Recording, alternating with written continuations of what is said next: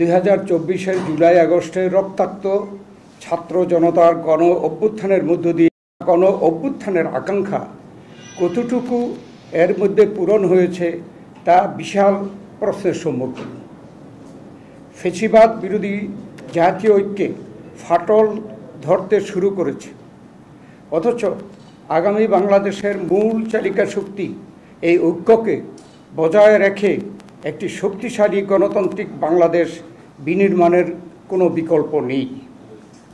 এই ঐক্যের স্বার্থে অন্তর্বর্তী সরকারকে সর্বোচ্চ নিরপেক্ষতায় অবস্থান বজায় রাখা দরকার। কিন্তু লক্ষ্য করা যাচ্ছে যে কোনো মহলের রাজনৈতিক ফায়দা হাসিলের এজেন্ডা বাস্তবায়ন করাই যেন সরকারের কর্মপরিকল্পনার অংশ হয়ে দাঁড়িয়েছে। এই বক্তব্য আমরা বারবার উচ্চারণ করেছি। অন্তর্বর্তীকালীন সরকারের সাম্প্রতিক কিছু কর্মকাণ্ডে সরকারের নিরপেক্ষতা নিয়ে জনমনে সংশয় সৃষ্টি হয়েছে। অন্তর্বর্তীকালীন সরকারের নিরপেক্ষতা বজায় রাখার স্বার্থে বিতর্কিত কয়েকজন উপদেষ্টা যাদের বক্তব্যে এবং কর্মকাণ্ডে সরকারের ভাবমূর্তি ক্ষুণ্ণ হচ্ছে, এমন বিতর্কিত উপদেষ্টাদের সরিয়ে দেওয়ার দাবি আমরা তুলেছিলাম। অন্তর্বর্তীকালীন অস্থায়ী সরকার একমাত্র ম্যান্ডেট হচ্ছে একটি সুষ্ঠু, অবাধ, নিরপেক্ষ জাতীয় সংসদ নির্বাচন অনুষ্ঠান করা।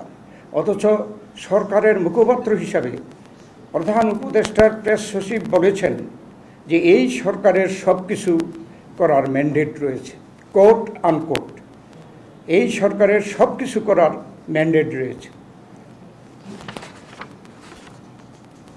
মানবিক করিডোর ও চট্টগ্রাম বন্দর সহ সরকারের বিভিন্ন বক্তব্য এবং কর্মকাণ্ডে জাতীয় স্বার্থ রক্ষিত হচ্ছে কিনা সেটা সর্বাগ্রে বিবেচনায় নেওয়া দরকার। এছাড়াও এমন জাতীয় গুরুত্বপূর্ণ ও দীর্ঘমেয়াদী নীতি নির্ধারণী কোনো সিদ্ধান্ত নেয়ার এখতিয়ার অন্তর্বর্তীকালীন সরকারের, অস্থায়ী সরকারের আছে বলে এদেশের মানুষ মনে করে না। দেশের নিরাপত্তা ও সংশ্লিষ্ট স্পর্শকাতর ও জাতীয় গুরুত্বপূর্ণ বিষয়টি সর্বোচ্চ অগ্রাধিকার বিবেচনায় নিয়ে দেশে অস্থিতিশীল কোনো পরিবেশ সৃষ্টি না হয় সেদিকে লক্ষ্য রেখে এই বিষয়ে যে কোনো সিদ্ধান্ত কেবল জনগণের দ্বারা নির্বাচিত সরকার কর্তৃক জাতীয় ঐক্যমতের ভিত্তিতে গৃহীত হওয়াই সমীচীন।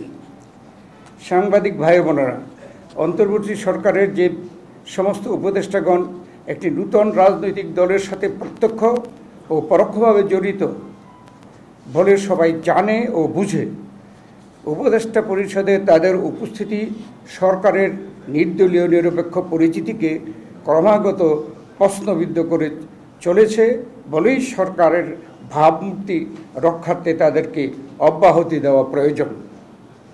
জাতীয় নিরাপত্তা ও জাতীয় নিরাপত্তা উপদেষ্টার গতকালের বক্তব্য আবারও নূতন বিতর্কের জন্ম দিয়েছে। সরকারের ভাবমূর্তি রক্ষার্থে তাকেও অব্যাহতি দেওয়া প্রয়োজন হবে। ফ্যাসিবাদের উপদেষ্টাকে সরিয়ে দেওয়ার দাবি আমরা ইতিপূর্বে অনেকবার উত্থাপন করেছি।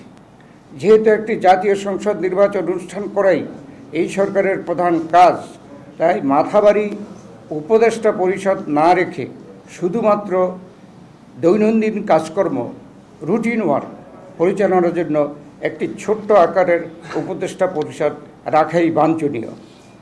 রাজনৈতিক দলগুলোর ঐক্যমতের ভিত্তিতে একটি সংস্কার সনদ তৈরির প্রক্রিয়ার মধ্যে আলাপ আলোচনা অব্যাহত থাকা সত্ত্বেও এই বিষয়গুলো নিয়ে এবং স্থানীয় সরকার নির্বাচনের দাবিতে একটি দলের নির্বাচন কমিশন ঘেরাও কর্মসূচি আমাদেরকেও ও সরকারকে বিব্রত করেছে।